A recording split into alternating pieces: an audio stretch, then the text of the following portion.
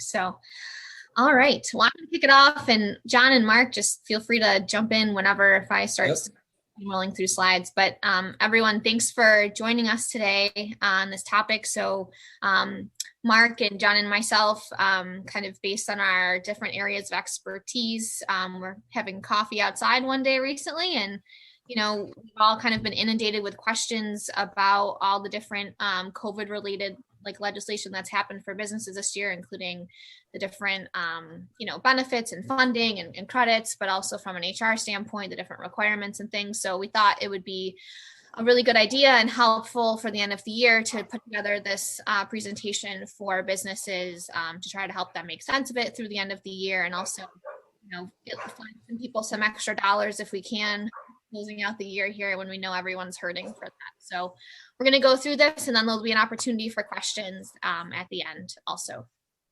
So take notes. And then we'll also have a document made at the end of this, which summarizes a lot of the information, because we are going to share a lot here today. All right, so the presenters of this are myself. So my name is Emily. I own Ally HR Partners. We are an HR consulting firm. So we partner with businesses that either don't have any HR people currently, or have an HR person that's really, kind of over inundated with, meeting all the different HR needs, to help inject that additional expertise and help into the business. Yeah, I'm Mark Nickerson. I own and operate Mark Nickerson CPP LLC.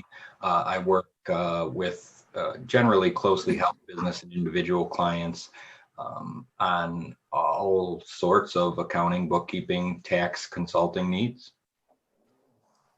Thanks, Mark. And I'm John McDonald, and I do financial planning with the Harbortown Financial Group. Been in the investment world now about 20 years, and we do a lot of work with local businesses, smaller companies, really trying to help them out with their planning for themselves as the owners, plus for their staff. And also then work closely with Mark to make sure the business is doing the proper planning when it comes to their taxes. Great, thanks.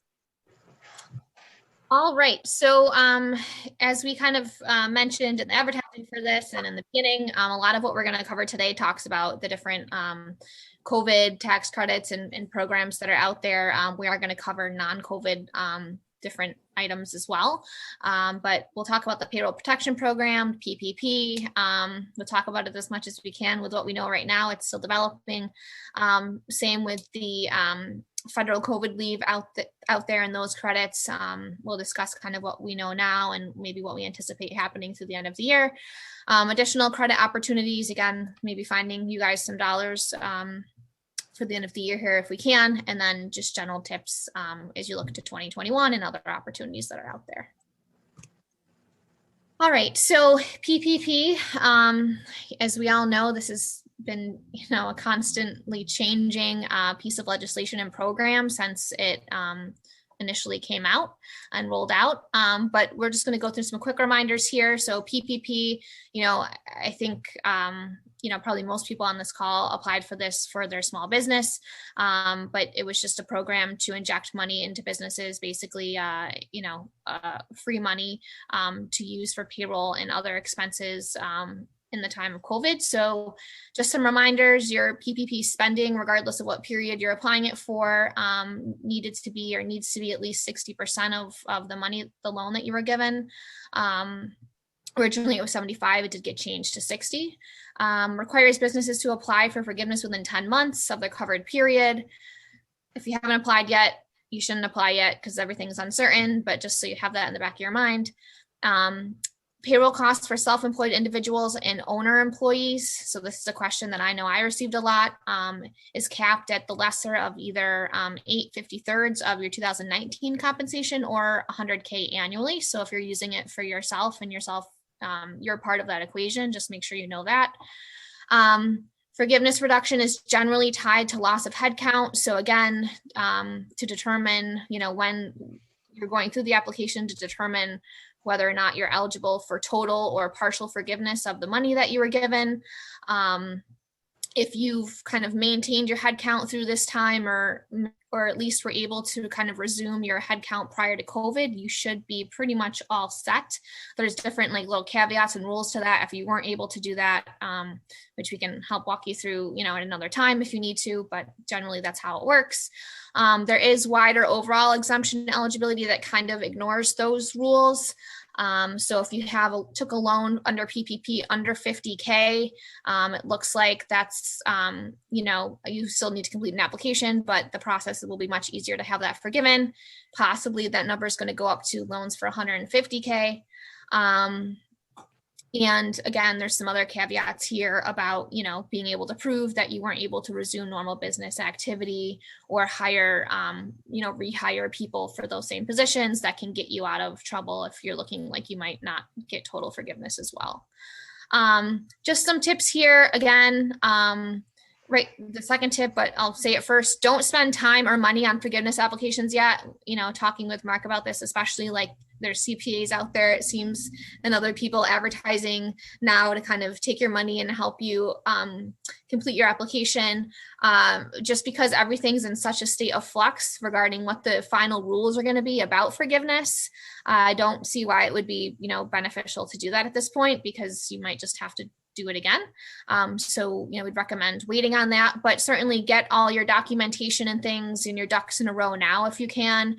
That includes, if you tried to rehire employees, but they refused to return to work, and that's going to impact your forgiveness because you weren't able to recover that head count, make sure you have documentation of that, and a lot of other things as well. Financial impacts of COVID, if you, had to close and things like that. So documentation is key. I don't know, Mark, if you have anything you want to add to this one. Yeah, I think so. There's really, I guess, three groups that we could put these individuals that received PPP loans into. Somebody who received less than $50,000, somebody who received between $50,000 and $150,000, and those that received above $150,000. The reason that, I guess, my stance and the stance of a number of other individuals that I've seen articles written by and talked to is if you are under $150,000, don't apply yet, right? Wait, because to Emily's point, excuse me, and not to pick on anyone, but these ads are going out already. Will help you, calculate your PPP loan, and CPA firms and other industry professionals are looking to charge to help you complete that loan forgiveness application based upon, how much did you spend on payroll? If you reduced your employee count, how much are you phased out, et cetera. The important thing is if you're below $50,000. Back in October, the SBA came out with this form 3580S, 3508S, excuse me. And it basically says if you're under 50,000, it's forgiven if you can prove. You don't have to attach any documentation, but if you can prove that 100% of those funds were used, at least 60% for payroll and the other 40% for the other applicable purposes. The good thing is, even if your employee count reduced, but you still meet that, you can complete this 3508S. It's about 10 questions, some optional demographic questions, and be done. If you're between that 50 and 150,000 mark, I say wait, don't do anything. Even if you know or believe to know that everything is covered by payroll and it would be fully forgiven, because those applications require some more significant calculations, some more documentation to be attached. That, to me, knowing that every small business owner has limited amounts of time already, there's a number of congressional bills that have started in the Senate and the House. One specifically has been out there for a while called the HEALS Act that is calling for automatic forgiveness of everything under $150,000. And that would mean automatic. What's in that current act is simply a signed attestation saying that you acted in good faith, right? Not even needing to look and determine, all right, did I cover all the payroll, et cetera. So in that case, I think it's prudent to wait. If you're above 150,000, there's no indication by Congress whatsoever that you're going to get any relief. So in that case, forge ahead and start the application process. Great. Thanks, Mark. And Mark, if you want to roll it into this next one here, which talks about, important reminders about the tax implications of PPP and things. Yeah. So the big thing is back a long time ago, the IRS made the claim that if you receive these PPP funds, obviously the statement was you used the funds for payroll expenses, lowering your taxable income. In addition, when the loan is forgiven, they said, the IRS and the CARES Act said that forgiveness, which is normally taxable income according to the Internal Revenue Code, is not taxable. The important clarification point from the IRS was you cannot double dip. So you cannot deduct the payroll expenses and receive non-taxable income from those funds. The IRS shored up that position with Rev Ruling 2020-27, which came out at the beginning of November, where they said, listen, even if you paid the expenses in 2020 and don't expect the forgiveness until 2021, in that case, you cannot deduct these payroll and other expenses, right? The utilities, the lease payments, everything that was included as an acceptable charge under the PPP. Congress, again, has indicated, as they did back over the summer, and now after the IRS has released this ruling, that that's not their intent. Members from both sides of the aisle have said that is not our intent. It never was, and it should be corrected. As such, again, members from both sides of the aisle, beginning in the Senate and the House, have released a variety of bills.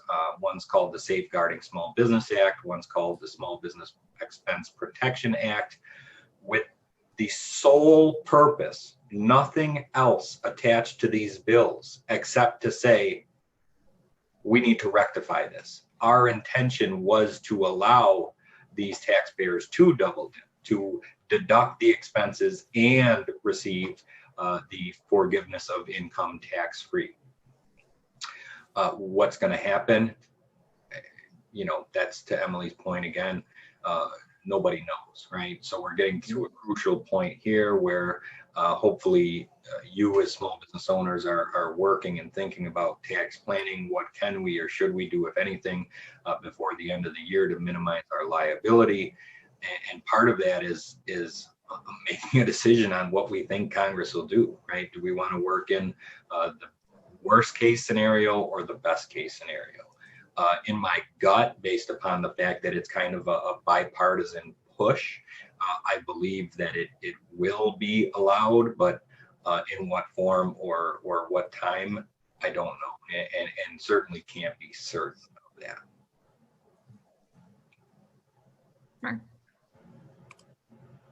All right, so that's PPP. So kind of more to come. I think, there's not, much to do there other than just kind of wait and see and kind of cautiously plan. So moving on to the other big kind of employer benefit that was enacted by the federal government for COVID, which is the FFCRA or CARES Act, which and specifically talking about the two different types of paid leave for employees, under this act. So remember, this leave is federal leave. So this is in addition to the New York State past time for COVID, which really became, frankly, irrelevant when this was enacted, but that includes emergency paid sick leave, which is the portion of this that covers the need for employees themselves to quarantine, or whether it's because of travel or waiting for test results or exposure to COVID or their own illness of COVID, and the emergency paid family leave, which is basically an extended paid version of FMLA, which applies to all employers, not just those with 50 or more employees. And that covers if you need to care for someone who has COVID, or more often it was used to cover childcare purposes if kids' schools were closed or daycares were closed. So if you had employees missing work for any of those reasons, you should have been paying out through this federal COVID leave, and you should make sure that if you did do that, that it's coded that way in your payroll system, so that for audit purposes and just in general, that you are properly receiving the credit basically to your federal FICA taxes that covers that expense that you paid for those employees to miss that time. The emergency paid sick leave is full pay for 2 weeks, and the emergency paid family leave is only 2/3 of pay, and that's for up to 12 weeks. So you definitely want to make sure that you have it coded properly and that you're only paying either 2/3 pay or full pay, depending on what was required. Very few people were exempt from that. So just make sure that you don't kind of falsely think that you're exempt from doing that. Again, if you're unsure if this is in place or if it was done properly, I would recommend contacting your payroll provider to make sure it's coded right, and to understand kind of how they were accounting for this. I know in some cases the credit, you could see technically like a credit to your FICA within that same payroll week, being taken from you from that payroll provider, but I know different providers are doing different things. So just some tips here, and I didn't mention it on the last slide, but just so you know, if you paid anybody this leave, this federal COVID leave, within your PPP period, so the period that you were, using the PPP money to cover payroll, you can't include these, this money toward that payroll cost. So if I had an employee that was out for a week during that period and getting paid through this, you can't use that PPP money for that. So just make sure that's taken out of there. You also want to make sure that you are counting employer medical contributions toward the tax credit. So if you as the employer, if you had an employee that was out on leave for a week, and within that week you ran a payroll, and money was basically contributed towards that employee's medical premium during that payroll, that also is eligible for this credit. So again, just little places here and there where maybe if you weren't doing it proper before, you can save a few bucks on having that money, be given back to you by the federal government. Make sure you have affirmation documents signed and completed for each employee that took or will take, because there's 2 more weeks here, this federal COVID leave. If you're ever audited, you just need to prove that, you didn't just kind of like falsely say that your employees were on leave to take advantage of this credit. So we do have an affirmation document in our COVID library on our website at allyhrpartners.com. So it's a simple form. An employee just attests to the fact that they had to miss work for a qualifying reason of COVID and sign it, and you throw it in their file or a separate file where you keep all this. You also want to make sure that the payroll coding differentiates between the emergency paid sick leave and the emergency paid family leave, and definitely is different from any other types of leave. So if you're using a different code for PFL, New York State Paid Family Leave, or FMLA and things, or disability, just make sure that these are different. And again, your payroll provider should be super familiar with this, because everyone's going through this. So just if you contact them, they should be able to help you. And then kind of my HR tip on this slide is, in addition to the tracking you're doing or the coding you're doing within the payroll system, I would recommend tracking the usage of this time in a separate Excel document for any staff who took this, because their use of this time counts toward their overall FMLA eligibility. So say that they have a baby in the next 4 months, technically the time they used for the COVID federal leave counts against the time they would have available and then to take that additional FMLA time for the baby. And there's other, crazy nuance to that too, but I would recommend just tracking it outside of payroll as well. So Mark, I don't know if you have anything you want to say about that. No, I mean, in that one, I think you covered it all. Just some important tax reminders and implications for this, like we covered with the PPP. The record keeping requirements as indicated by the IRS for this, you have to document documentation to show how the employer determined the amount of qualified sick and family leave wages paid to the employees that are paid for the credit. So if you're calculating, if someone's out for the full 14-day period because they have to quarantine for 2 weeks, that what you pay them should be whatever 2 weeks of regular pay is for them, which on the IRS site it states should be looking back 6 months. So whatever their average pay is per week over those 6 months is what you should be paying them. So just you need to be prepared to show how you calculated what that was equal to. It also needs to, you also need to have documentation to show how you determine the amount of qualified health plan expenses. All that information is available on the IRS site.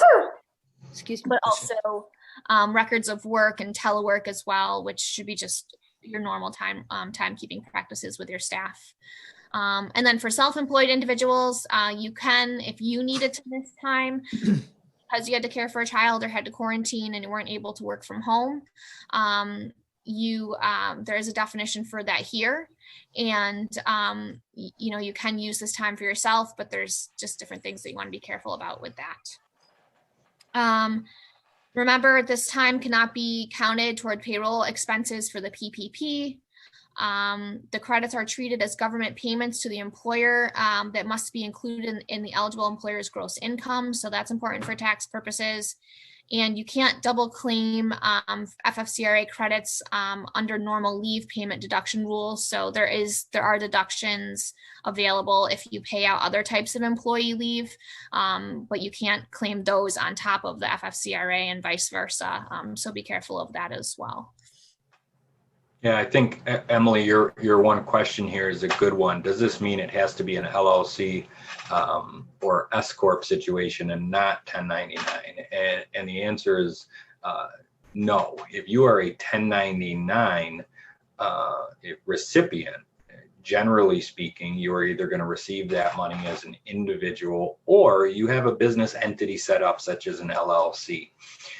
Self-employed individuals mean solely those that are subject to self-employment tax. So if you're an LLC, but you're what's referred to as a disregarded entity or a single member LLC, where you report all of your income and loss from a business on your Schedule C on your personal income tax return, you're considered self-employed, right?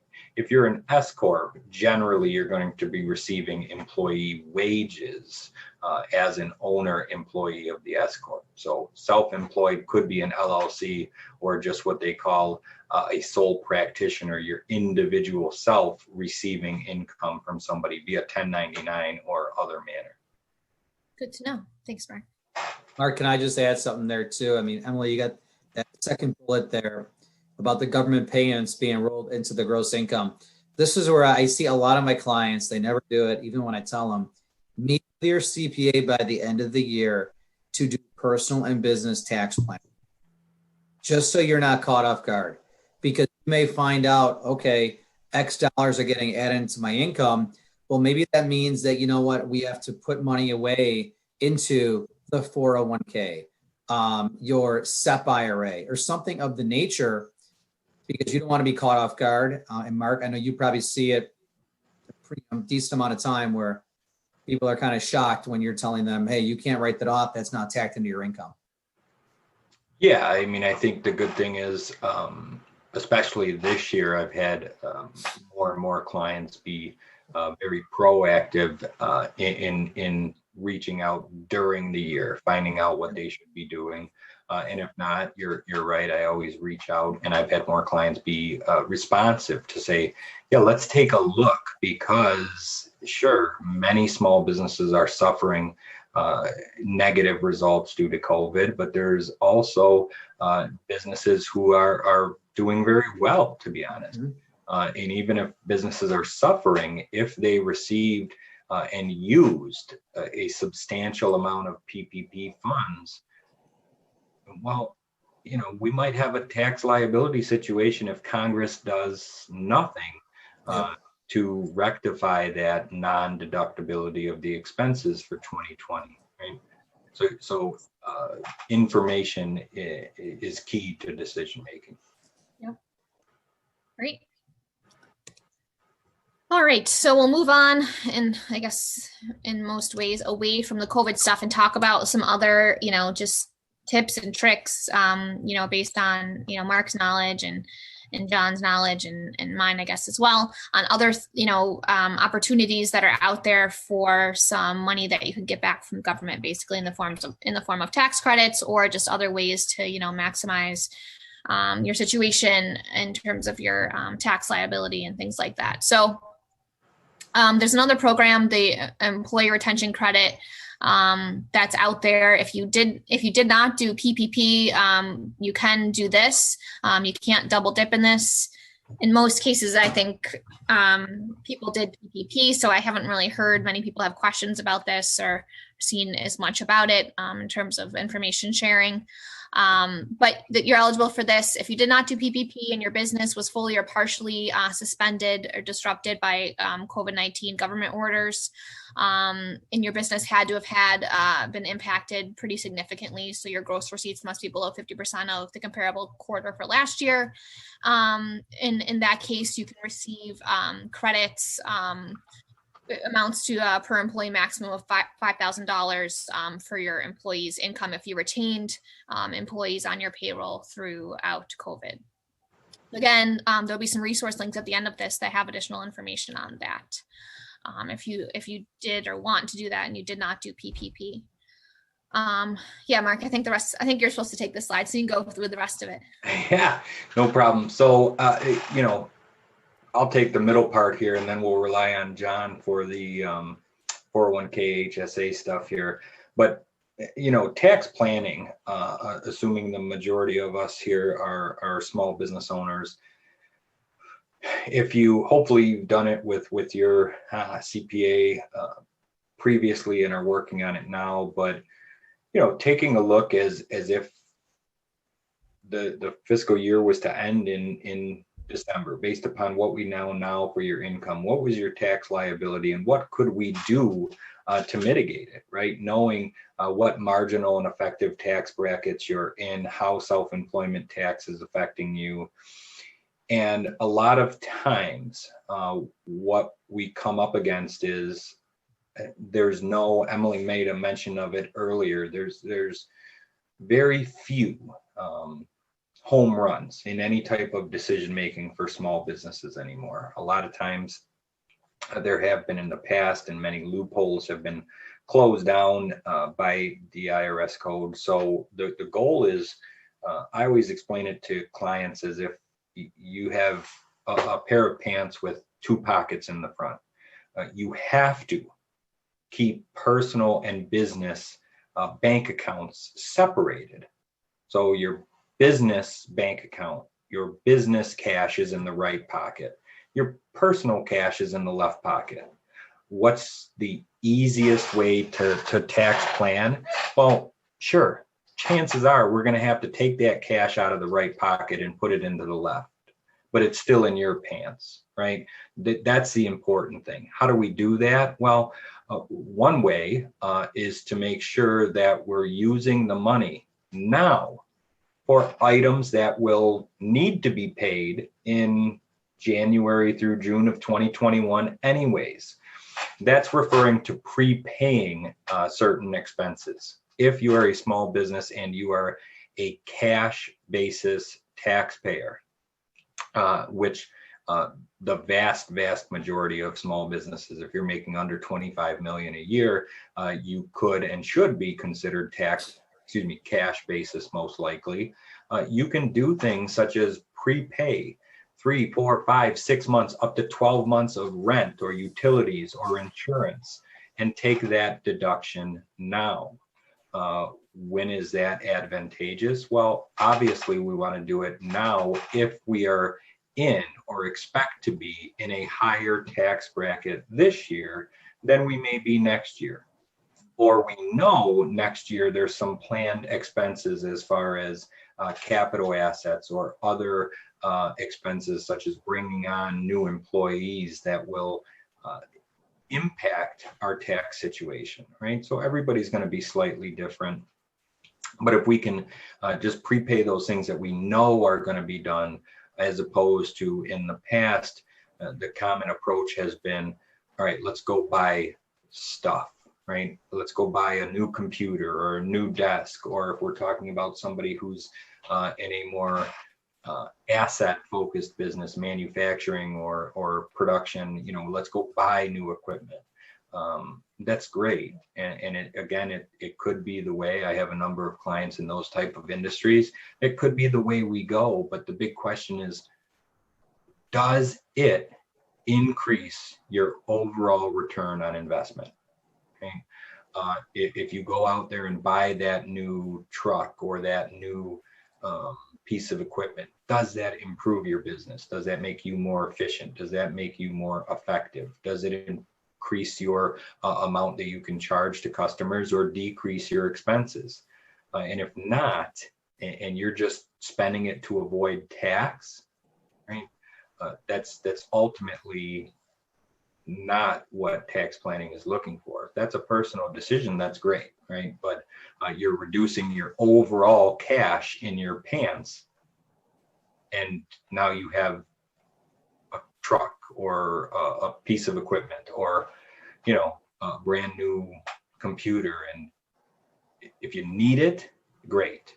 But if you're just doing it for tax purposes, we should be taking a look elsewhere. And that elsewhere also refers to retirement planning, right? Looking again to keep it in your own pocket. Retirement planning, sure. Many times, all times pretty much, and John can correct me if I'm wrong because I'm going into his area here, but you can't touch those retirement assets until 59 and a half if you make a contribution to get a tax deduction this year. Yep. But again, you're keeping that money and putting it to work for you in the market as opposed to giving it to the IRS. So John, you want to pick up on 401k? Yeah, I will. Thanks, Mark. Guys, and Mark and I see it a lot. We see clients spending money where they just spend it because their buddy told them, oh, you can write that off on your taxes. But then I come around and we're talking about what their financial goals are. And they're telling me, let's say, well, you know what, I want to retire in 10, 15, 20 years. And we start looking at where their money is going. And they're just spending money on something because their buddy said that they can write it off on the taxes, but it may not necessarily benefit their business. And then when I sit down with them and I'm showing them, well, hey, if you want to retire, you're going to need X dollars. And we got to kind of change that mindset a little bit. Well, some of the ways we change it is this.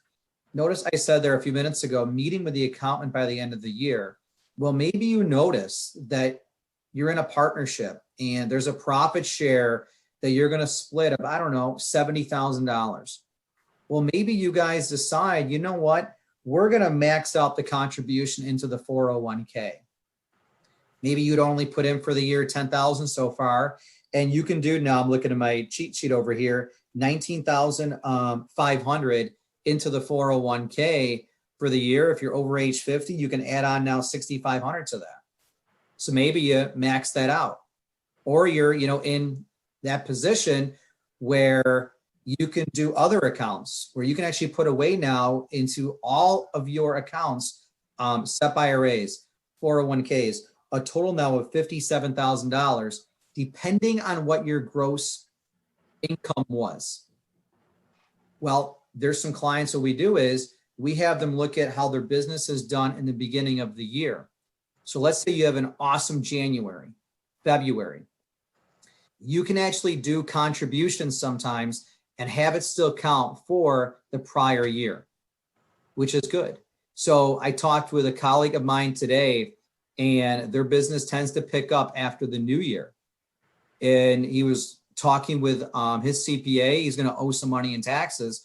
Well, what we're going to do is we're going to take a portion of his earnings in January at the end of the month and have him put it away and have it coded as a contribution for 2020. Now, again, it's legal. We do it all the time. And, he's pretty happy because he's going to save a couple $1,000s in taxes for doing that. And I just want to point out, John, that Yeah. we're not just talking about like contributions into like your own personal 401k as an owner. We're talking about your employees too. So if you, Yep. you know, want it's an opportunity to give back to your employees a little bit too, but also take that tax credit for your business by doing that and benefiting the business. Right. I was just going to bring that up, Emily. So whenever I look at a business too, it's one thing to keep the owners happy, but how do you keep the staff happy? Right? How cool would it be if you looked at your books and you're like, you know what? We have an extra $5,000 here, and you have a staff of 4 other people, and it's yourself. But why not sit down with your staff and tell them, you know what? I'm going to give each of you guys $1,000. However, that money has to go now into your IRA, 401k, something of the nature. Because what's great is if you put it in there, there's now certain rules where they can take the money out, but there's penalties. If you gave somebody $1,000 today, the reality is they're probably going to spend it if you just handed them a check. Versus we say, hey, we're going to put this away, but you can't touch this till age 59 and a half. Because I'm seeing right now clients of mine, they're not doing the right saving for down the road to live a lifestyle like they want to live. Okay. Definitely a piece you should look at. HSA contributions. That's another one there. I know the limit was just increased to close to $7,000 you can now do if you're married.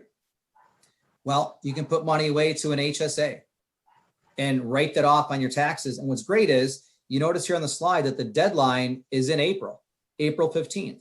Meaning again, you can put money into the HSA and write that off for the prior year, as long as we get it in by April. Yeah. That's a big piece of planning I see a lot of people miss. And I promise you that the medical expenses, and that's what an HSA is used towards, medical expenses are going up. When I sit down with clients of mine right now, we're always talking about that between the ages of 65 and 90, the average individual will spend $270,000 towards medical. Married couples will spend an average of $450,000. That's money out of their pocket. But if you just start putting some money away today into an HSA, that could definitely help you down the road. Yeah. So if you as a business have, whether it's because of the money that potentially you aren't going to be able to deduct as expenses because you used PPP, or, you had a good year and you're looking for ways to reduce your taxable income for 2020, these are all opportunities to give back to your employees and do something positive with the money, but also, benefit from the tax deduction for your business. And one of the things, we didn't hit specifically on here, it talks about vacation, but, a lot of employers I know have employees who built up a huge vacation or PTO or whatever balance within 2020 because no one used vacation because no one could go anywhere. So if that's creating an issue for your business, or people don't want to give that up, or you don't want to have everybody roll it over into the next year or pay out this huge amount, potentially you could offer kind of a new solution just for this year to say, hey guys, instead of letting you roll it all over, we're going to pay out up to 2 weeks to everybody, but we're going to put it in their 401k, or we're going to put it in their HSA. And that, financially that leads to less of a hit on the business because you can take that tax benefit as a result of doing that. So just some creative ways, again, to put some money back in the business's pocket, but, still do something positive with the money. Mm-hmm. All right. And I just want to add one more item here I just thought about right now, which is, if let's say that you own a business and your spouse works somewhere, but there's no retirement account, you may be able to open up a spousal IRA for that spouse and put money into it and have it count.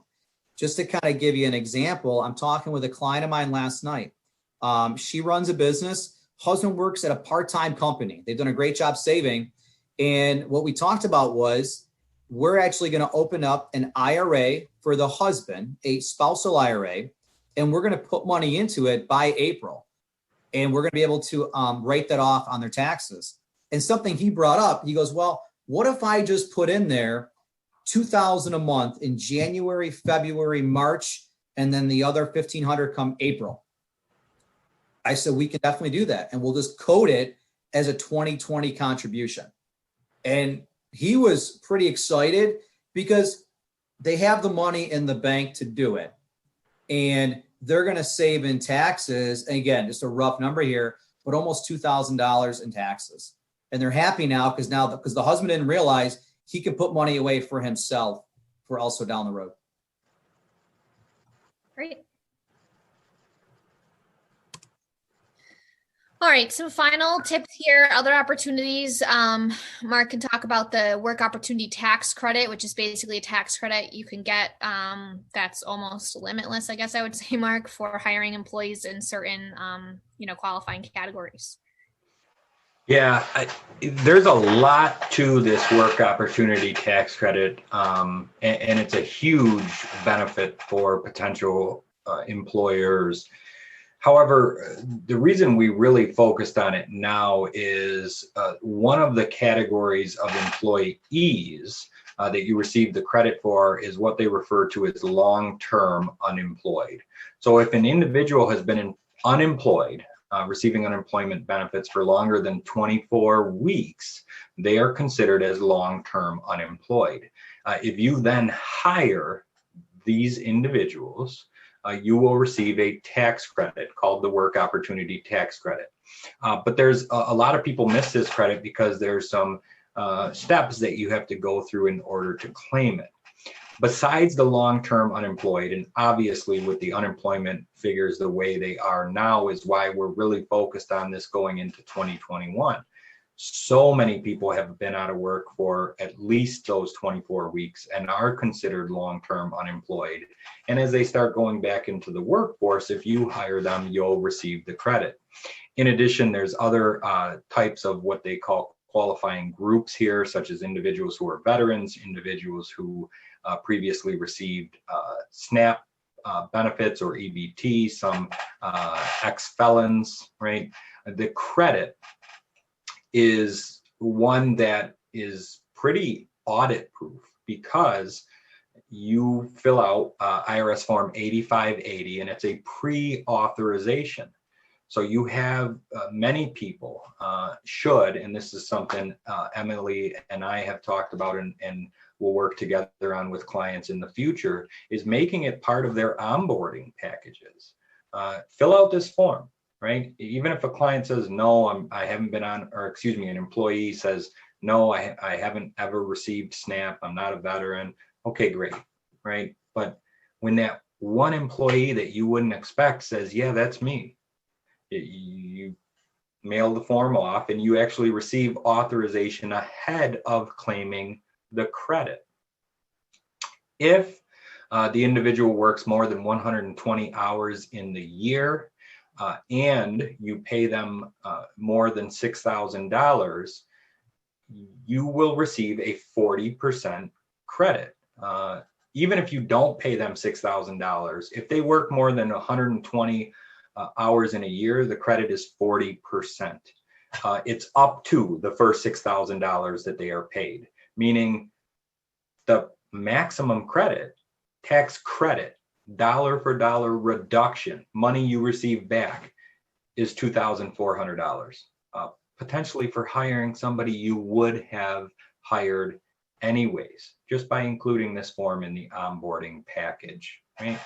Mark, can I just add, and again, I'm not trying to talk down to any of you, but just so you guys understand a tax credit, how that works, okay? Let's say you owe on your federal taxes $6,000. A tax credit of $2,000. $2,000 comes right off the $6,000 that you owe. I bring that up because most people don't realize a credit, it's a dollar for dollar write-off of what you do not owe. Yeah. Keep that in mind. Thanks. Yeah, that's just like, this is money on the table. And like Mark said, just if you have like an onboarding packet, even if it is really basic and it's just the I-9, the federal tax form and the state tax form, add this one more form to it because it's just money on the table and it's really big money on the table if you're missing even one person that would qualify for this. Can we ask a question? Sure. So what if we onboarded someone this year and they would have qualified because they were off work for more than 24 weeks? Is it too late to do it? Awesome question. So generally speaking, the form has to be completed before anybody goes to work. However, right, I would always go ahead. How long's it been, Jean? Well, I'm just thinking Emily works with us, so she knows I've onboarded a bunch of people this year. And there's the possibility one of those 3 people could have been off work for more than, just 24 weeks? 16, 20, 6 months, right? Yep, long-term unemployment. So, and they would have been hired since July till now. I've just brought on a couple of those people 2 months ago. It's, I didn't know about it, so I didn't do anything with this. Yeah. So the technical rule, and I was just referring to the instructions as they're written, is that the form is to be completed no later than the day the job offer is made. However, the good thing here is I would take a look at that 8850. That's the form. And that form is submitted directly to the state, right? So the state will have all that information on unemployment if they received EBT, et cetera. I would still go ahead and fill it out and send it in. If somebody answers on that form that yes, they were out of work for that long, right? My stance would be fill it out, send it in. If the state sends back the certificate, which is then attached to your business return granting the credit, right? So it's kind of this pre-approval process. You're good to go. Yeah, New York State isn't really consistent when it comes to a lot of things. Yeah. Jean, we should do that. Yeah, we can do that. And then I don't want to interrupt the flow, but you'll probably have time for more questions after. When you're not done. Yeah. Okay, great. So we also wanted to mention the shared work program. So the WOTC tax credit and the shared work program have been around for a really long time. So these are not new things, and they're not new to COVID, and they're not going to go away when COVID's done. So these are just things to keep in mind or implement, moving forward. But the shared work program is a New York State program that works with unemployment. And if you're a business that, it's probably going to get a little bit darker here before things get better going through COVID, through the winter, especially if you're like a restaurant or something, and you potentially will need to lay off people, let people go this winter. In lieu of doing that, you may want to consider the shared work program through New York State, which actually allows you to cut your staff's hours by requiring a certain percentage and pay them for the time that they work, but then their pay is then they do receive supplemental income from New York State for that time that they're missing to make up for that difference. So it allows you to keep everybody on your payroll, keep them employed, avoid the layoffs so people can keep their benefits and all that stuff, but it keeps them close to at least what they were making. So again, this is a program that's been around for a long time. If you're a business that's seasonal at all, this is an option for you to take advantage of year after year. Those businesses use this quite a bit each year. So again, just something not a lot of people know about, but a great alternative to doing layoffs and that kind of thing, which just cost you time and money as well. And we'll have the links to all this stuff available afterward. And the last note here was just about insurance premiums. Maybe you already looked into this, but if you did have to make big staff reductions due to COVID, it's possible that, you could contact your insurance carrier. We're talking about like general business liability and other insurances, and have your premium reduced based on, the lesser head count that you have. Again, just a couple bucks here and there to save, but it all matters right now. All right. So here are the resources here. I know you probably aren't going to memorize these links looking at them now, so we'll make these available afterwards in an email to you. But all good stuff, more information that you could ever want on these topics, especially the IRS websites. But just, I find doing a quick control find on the webpage and searching for the, word of kind of what I'm looking for is helpful through these links here. And a reminder, help is always available, whether it's myself in the HR side, or Mark on the accounting side, or John on the 401k and financial planning side. We'll share our information after this, especially if you're a small business owner and you're on this call. God knows you have enough things that you're juggling. And certainly can't be an expert in all things, and that's what we're here for. So, feel free to reach out. Here's some notes on what my services are, but, all of us are available. And then just a quick note, my business, Ally HR, is doing a promo right now, the 12 days of Christmas, HR Christmas. So we're doing basically a free HR hotline between now and Christmas. It started earlier this week. So if you have questions, even if they're totally unrelated to the topics on this presentation, an employee relations issue, whatever it might be, you can text, call, or email your questions, and we're providing free help this holiday season, so you can try to relax to some extent. All right. So thank you guys for attending, and we'll open it up to questions to any of the three of us at this point.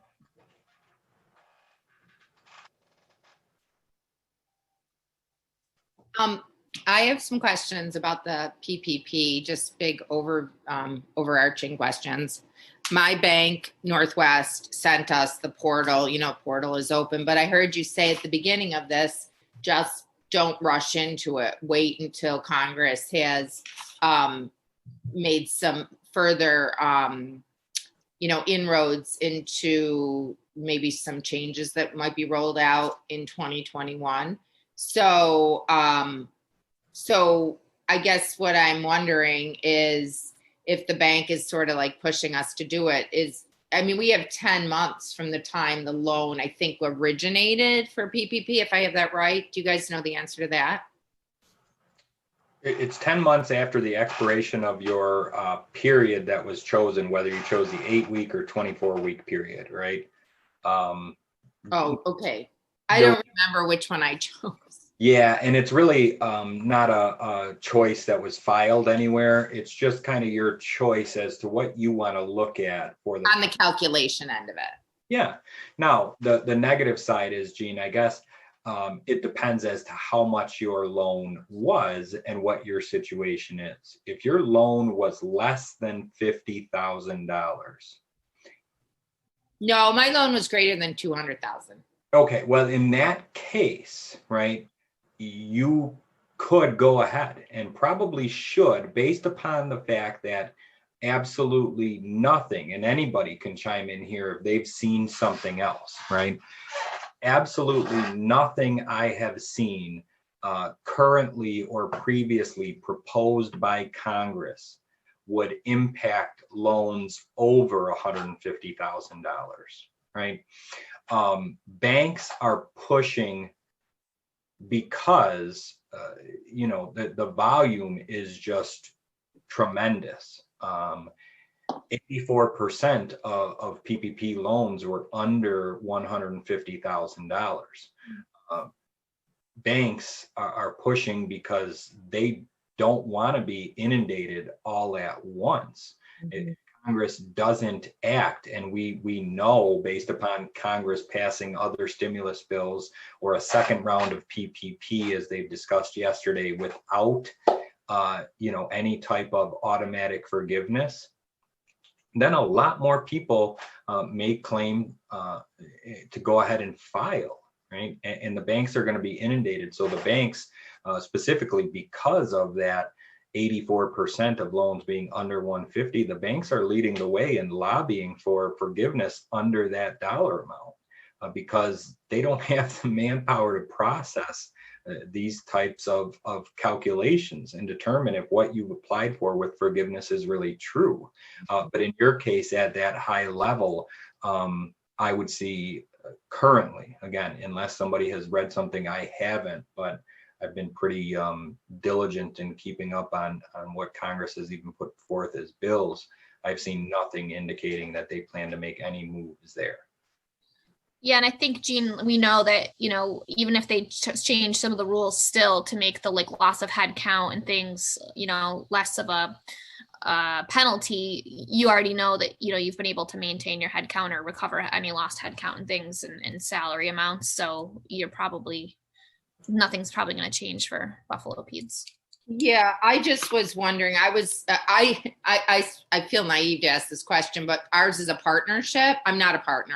I'm the director of the company. So I'm an employee, but ours is a partnership. And when I was like messing around on the portal, I wasn't even sure if like I was including the partner's income, because we didn't, you know what I mean? We used it to basically use for payroll. We needed it because our income had dropped so significantly, patients weren't coming in. So to our office. So I just wasn't sure if I used their calculation, if I put the partnership income in there. And I don't want to like take up all the time here. No, and it's a very specific question because unfortunately, anybody who applied for PPP or read anything about it knows that they introduce the rules and then they change the rules and they change the rules and they change the rules. So ultimately the answer is the favorite answer of CPAs, it depends, right? It depends on whether the partnership applied based upon employee payroll or partnership K1 income. Because at first the rules kind of were, all right, partners should apply outside of the partnership as self-employed, and you could cover the employees. And then it shifted and said, no, just do one application. So ultimately, in that case for forgiveness, we have to kind of go back and look to your specific instance and say, what are we looking at here? Is it the partnership, partners K1, employees, what was applied for, and that would guide us to the forgiveness. Okay, thank you. That actually helps a lot. I believe I did it under payroll employees information. Thank you. Yep, you're welcome. Thanks, Jean. Anyone else with questions?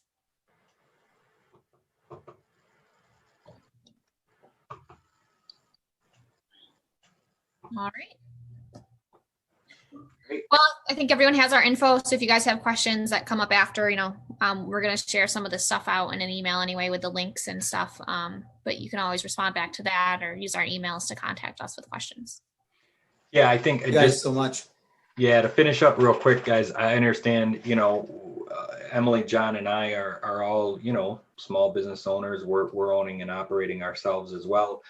Sometimes even on much smaller levels than yourselves. But one of the things I often see, a big detriment to a small business is the fact that you can't have a chief financial officer and a controller or an accountant on staff and an HR manager on staff. But that's why I think Emily and John and myself felt it very important to kind of come together. And that's why we do on a number of clients, right? And as Emily shares out our information, the important thing for me, and I know I can speak from both of them, is, reach out. If there's a question, call or text or email. Whether you're a client or not, we're always happy to help. And I have never, ever, and I never plan on sending anybody a bill for answering a question or trying to help. That's not what we're here for. That might be what, the bigger places are in the business of doing. But, we're all in this because we want to help. So, Mark, just to piggyback on that, I mean, I see that just what Mark said about small businesses that I sit down with, a lot of the business owners try wearing every hat. And you do a very good job at generating the revenue in business. But sometimes you just have to kind of take a step back and maybe look at someone to say, hey, you know what?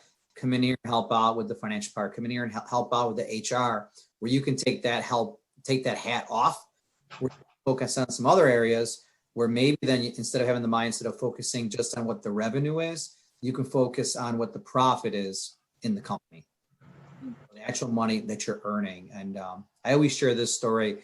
I sat down with a plumber a couple of years ago, and he educated me. We're at a Buffalo Bandit game, And he goes, John, you know what I learned? He goes, I used to focus on the revenue in my company. He goes, I had 30 plumbers working for me. We were doing, millions of dollars a year, but I was driving all over the place. He goes, until a buddy of mine sat down with me and said, why don't you just hire in a couple people that can help you focus on just the profit in your company. Fast forward, he said, after 2 years, and again, I'm not recommending you guys do this part, but he took his staff down from 30 down to 3. And he goes, I'm a lot less stressed. I've got people now in my office and I'm making more money because I really started focusing on at the bottom line of my company and getting the right resources in here to help me focus on that. So just want to add that in there. Great story. Yeah. Thank you. All right. Well, thank you very much, everybody. Happy holidays. And Thanks, guys. Thanks, guys. Bye-bye. Thank you. Bills in the string. Thank you for putting this on. It was very informative. You're welcome, Karina. Thank you. We'll see you Monday. See ya. Bye.